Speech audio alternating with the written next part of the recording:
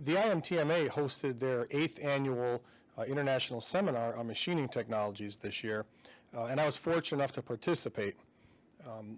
I've participated in events like this in the past. I travel and I attend many trade shows, but this one was unique in that they hosted the seminars on a single day before the show opened. And I thought that was interesting, and it felt like it captured the audience a little bit better. And I've been to other big shows where these seminars ran during the show, and I think you fight for an audience. So I just want to appreciate that they put the attention, dedicated a full day to it.